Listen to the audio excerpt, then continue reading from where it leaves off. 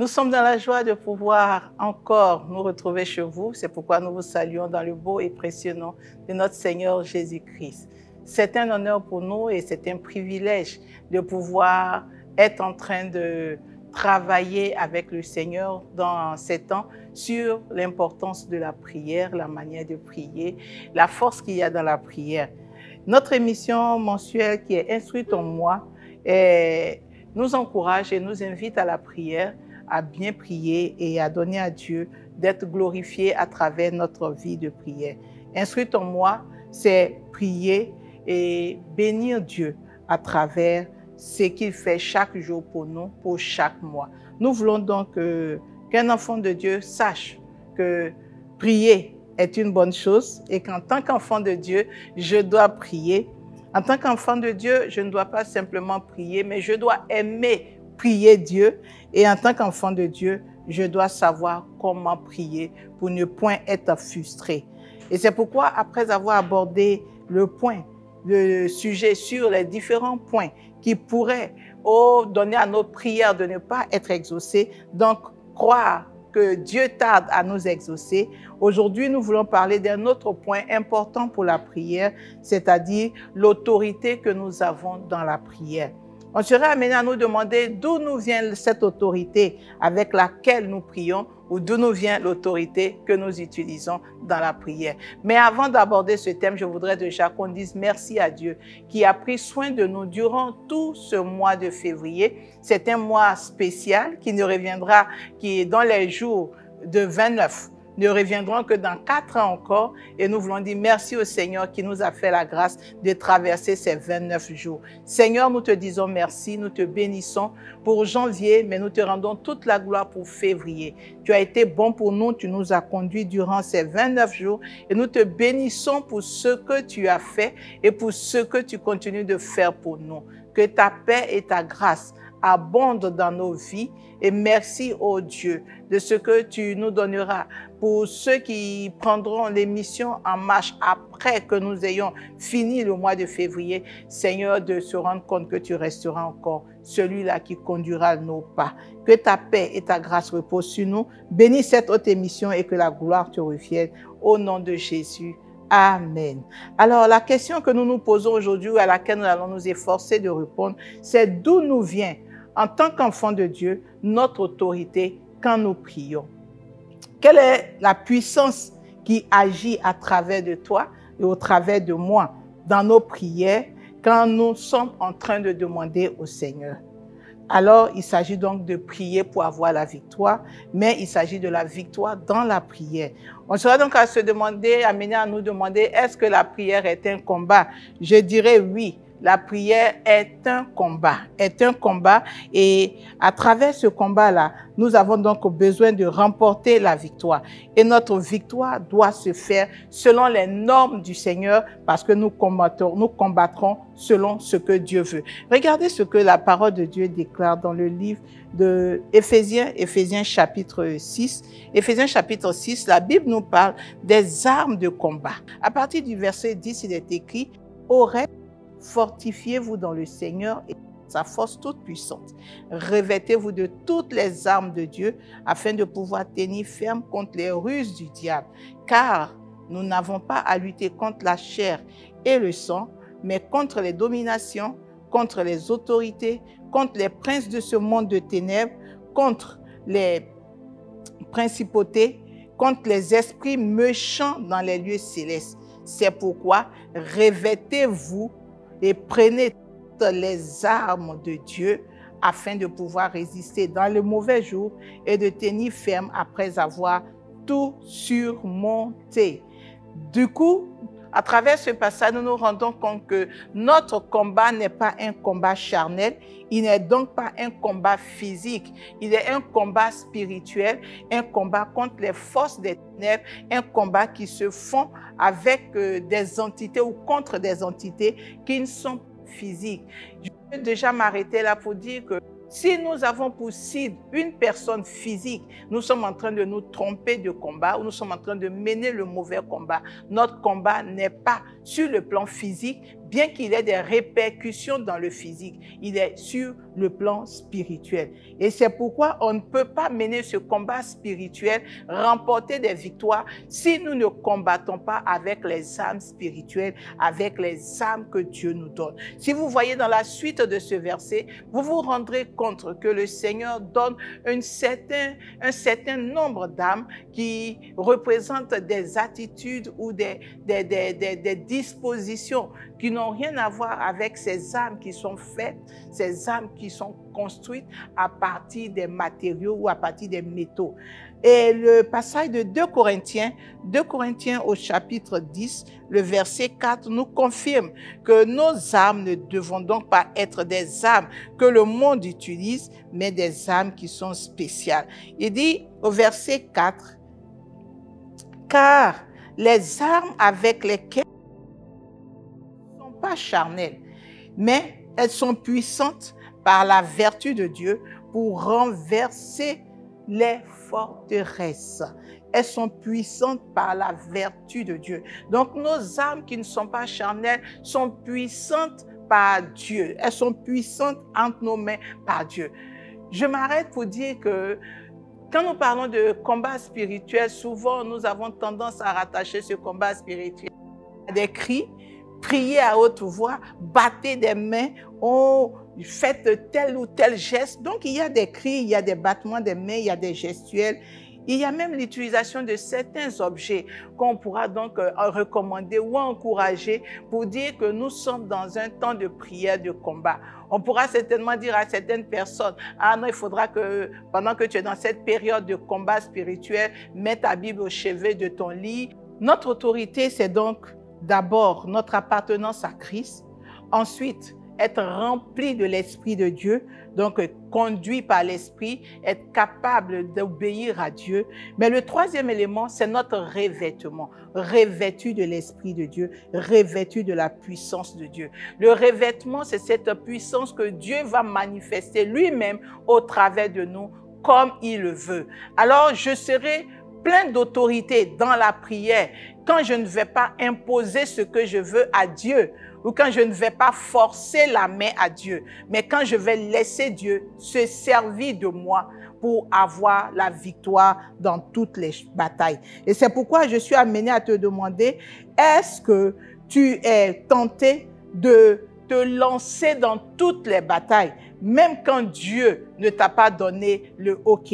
Est-ce que tu te laisses conduire par Dieu dans les batailles qu'il veut pour toi, ou tu te jettes dans des batailles que toi-même tu cherches juste parce que tu voudrais peut-être qu'on te voie, tu voudrais qu'on t'apprécie ou qu'on te qualifie d'être puissant? Dieu nous veut puissants. Dieu nous veut puissants afin d'amener à l'existence dans notre vie ce qu'il a prévu pour nous pour cette année 2024. Nous avons besoin de l'autorité de Dieu quand nous prions afin de remporter les victoires. Oui, l'autorité pour dégager les obstacles qui se dressent au niveau de notre marche ou qui se dressent sur notre chemin. Nous avons besoin de l'autorité de Dieu pour amener à l'existence les choses qui ne sont pas, mais qui devraient exister dans notre vie. Et c'est pourquoi pour cette émission d'Instruis-toi-moi, je veux t'encourager à prier pour demander au Seigneur de te donner, d'exercer cette autorité dans la prière. Que tu ne sois pas juste quelqu'un qui prie, mais quand tu pries, il faudrait que des choses qui sont autour soient impactées par la puissance qui se dégage de ta prière et qu'il y ait des résultats concrets et palpables. Certainement que hier, tu étais puissant en prière. Mais aujourd'hui, ce n'est plus le cas. Parce que beaucoup de choses se sont infiltrées, beaucoup de choses sont entrées. Il y a des choses dont tu as certainement besoin de te défaire. Il y a certaines choses qui ne cohabitent pas ou qui ne marchent pas quand on veut avoir l'autorité dans la prière. Je dirais pêle-mêle le péché, la désobéissance, la rébellion à Dieu et même le feu étranger. Ce sont des choses qui combattent notre vraie autorité en Christ. C'est pourquoi nous allons prier. Déjà pour demander pardon à Dieu. Pardon à Dieu pour l'autorité que nous n'avons pas pu exercer ou que nous avons mal exercé. L'autorité qui ne se manifeste plus à cause de ce que nous avons laissé entrer dans notre vie. Le Seigneur dit, si vous vous confessez et si nous avouons nos transgressions, lui il est fidèle, il est juste pour nous pardonner et pour nous purifier. Avec moi, Seigneur, je viens à toi, toi qui laves et qui purifies. En ce jour, à travers cette émission, je reconnais que je me suis éloigné de l'autorité vraie que tu m'avais donnée dans la prière. Ce jour, je reviens afin de reprendre ma place, en te demandant pardon pour tout ce que j'ai laissé entrer, ce qui ne devait pas marcher dans ma vie, ce qui ne devrait pas se manifester, ce qui n'était pas autorisé à se manifester, que j'ai laissé agir contre moi. Lave-moi et purifie-moi. Seigneur, délivre-moi de tout ce que j'ai admis dans ma vie qui ne me permet pas, oh Dieu, d'avoir l'autorité.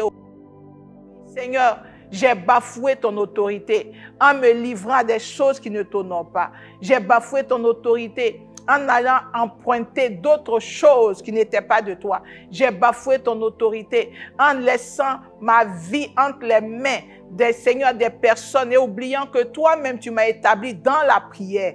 Seigneur, je viens par ce temps de prière demander que tu me visites et que tu restaures ma vie, que tu me relèves en me pardonnant au nom puissant de Jésus. Continue de prier. Demande au Seigneur de te pardonner. Si tu reconnais au-dedans de toi que tu t'es éloigné de ce qui était la vérité, de ce qui donnait l'autorité vraie, dis au Seigneur, je veux revenir dans tes voies. Lave-moi et purifie-moi. Et notre Dieu le fera au nom de Jésus.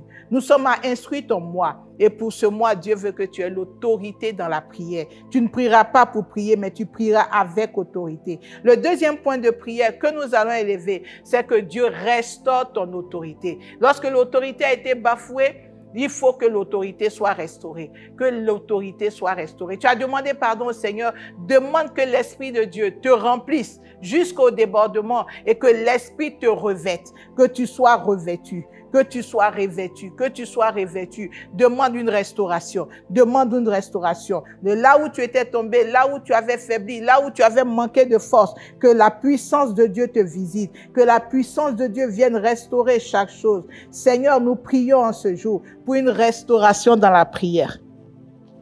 Nous réclamons cette restauration. Nous prions que nous soyons totalement restaurés. Restaurés en nous. Restaurés, Seigneur. Là où nous avions eu des tâches qui avaient, oh Dieu, écarté ton esprit, nous éloigner de ton esprit pendant que nous sommes lavés. Nous prions pour une restauration. Seigneur, quand nous parlons de restauration, c'est un rétablissement. Oh Dieu, c'est un repositionnement. Que nous soyons à nouveau relevés, à nouveau rétablis. Seigneur, nous avons besoin d'être restaurés. Nous avons besoin d'être restaurés. Nous avons besoin d'être restaurés. Nous avons besoin d'être restaurés. Au nom puissant de Jésus-Christ de Nazareth, que toute la gloire te revienne. Toi qui nous restaures, toi qui restaures nos vies, toi qui nous bénis, au nom de Jésus. Alors nous allons continuer de prier. Et à instruire ton moi, tu as la capacité de commander. Nous sommes remplis d'autorité pour soumettre les choses qui ne méritent pas de tenir au-devant de nous. Soumettre, c'est les mettre sous tes pieds, c'est les mettre sous toi, c'est marcher sur ces choses-là, avoir l'autorité sur elles. Nous devons avoir l'autorité sur l'adversité, avoir l'autorité sur tout ce qui était résistance, avoir l'autorité sur tout ce qui nous faisait face et nous combattait et nous effrayait. Pendant que nous parlons d'être établis en autorité dans la prière, tu vas donc demander à Dieu que l'autorité dans la prière dans ta vie soumette ce qui n'est pas de Dieu, soumette ce qui te résiste, oh, ce qui vient freiner ton chemin. Pendant que Dieu te demande d'avancer, de faire 10 pas et tu ne peux pas avancer parce que ton espace est limité. Tu ne peux pas avancer parce que ton espace est saturé par des pressions des forces des ténèbres, par des pressions des mystiques. Tu vas dire au Seigneur que cela soit dégagé, que ton espace soit dégagé par l'autorité que Dieu te donne. Le Seigneur Jésus a mis menacé le vent. Le Seigneur Jésus a menacé la fièvre. Le Seigneur Jésus a juste, pendant qu'il passait, son vêtement a apporté la guérison. Donc, il a menacé la maladie. Tu vas dire à tous ceux qui étaient aux résistances dans ta vie, qui ne te donnaient pas de jouir des jours que le Seigneur te donne et qui seraient certainement en train de travailler pour que tu ne jouisses pas du 3e mois dans lequel tu vas entrer. Que ces résistances soient soumises, que ces résistances soient soumises à l'autorité de Dieu qui se manifeste en toi. Au nom de Jésus, la parole de Dieu déclare que notre Dieu nous a donné le pouvoir. En Matthieu 18, le verset 18, afin de lier, et tout ce que nous allons lier sur la terre sera lié dans les cieux. Ce que nous allons délier sur la terre sera délié dans les cieux. Sur la base de cette parole, nous lions tout ce qui nous empêchait d'avancer, tout ce qui avait eu le dessus sur nos vies. Nous lions tout ce qui avait pris le contrôle dans notre environnement et qui nous soumettait aux pressions de l'ennemi et qui nous donnait pas d'avancer. Toute adversité, tout ennemi, tout adversaire, nous déclarons en cet instant, avec l'autorité que nous avons dans la puissance de notre Dieu, nous déclarons que vous dégagez de notre chemin au nom de Jésus-Christ de Nazareth. Nous sommes plus que vainqueurs par Christ qui nous a sauvés, par Christ qui nous a rachetés. C'est lui qui nous a délivrés et c'est avec lui que nous avons la victoire au nom de Jésus-Christ de Nazareth. Alléluia. Oui, nous sommes en train de parler de la puissance dans la prière, l'autorité que nous avons en tant qu'enfants de Dieu. Et c'est pourquoi tu ne dois pas oublier que tu as besoin d'autorité dans tes prières, besoin d'autorité dans tes prières pour soumettre les esprits. L'autorité dans la prière te donnera de résister et de t'opposer à ce qui ne vient pas de Dieu. Mais tu auras cette autorité grâce à ta communion avec Dieu. Pendant que tu vivras cette vie de sanctification, tu auras cette communion avec cette autorité dans la prière, pendant que tu seras quelqu'un qui est rempli de l'Esprit de Dieu. Donc, obéissant à l'Esprit de Dieu, tu auras cette autorité lorsque tu vas avoir foi en Dieu. Savoir que si Christ t'a donné la victoire, alors cette victoire a été acquise et tu dois la récupérer. Et enfin, savoir que tu dois rester humble, dépendre totalement de Dieu, respecter la souveraineté de Dieu, ne pas forcer la main à Dieu, ne pas être obligé de t'allier à des choses pour avoir une puissance pour te faire aimer et accepter des hommes. Mais il y a une vraie puissance dans la soumission au vrai Dieu. Et c'est pourquoi Dieu te dit que pour ce mois de mars, tu dois exercer ton autorité. Nous allons terminer cette émission en lisant le passage d'Esther au chapitre 8. Une autorité s'est manifestée. Alléluia. L'autorité de Dieu s'est manifestée pour la vie d'Esther, pour la vie des Juifs en cette période. Au chapitre 8, la Bible dit au verset 9. Alors, le roi dit au verset 8, « Écrivez donc en faveur des Juifs comme il vous plaira, au nom du roi, et scellez avec l'anneau du roi, car une lettre écrite au nom du roi et scellée avec l'anneau du roi ne peut être révoquée. » Les secrétaires du roi furent appelés en ce temps, le 23e jour du 3e mois, qui est le mois de Sivan, et l'on écrivit suivant ce qui fut ordonné par Mardoché aux Juifs, aux satrapes, aux gouverneurs et aux chefs des 127 provinces situées de l'Inde à l'Éthiopie, à chaque province selon son écriture, à chaque peuple selon sa langue, et aux Juifs selon leur écriture et selon leur langue. Alléluia. Pour ceux qui sont des lecteurs de la Bible, ils comprendront qu'il s'agit de la victoire que le Seigneur venait donc de donner au peuple juif, qui avait été, depuis le premier mois de l'année, avait été sous pression par la loi que Aman avait fait écrire. Cette loi qui exigeait ou qui ordonnait que les Juifs soient exécutés au 12e mois.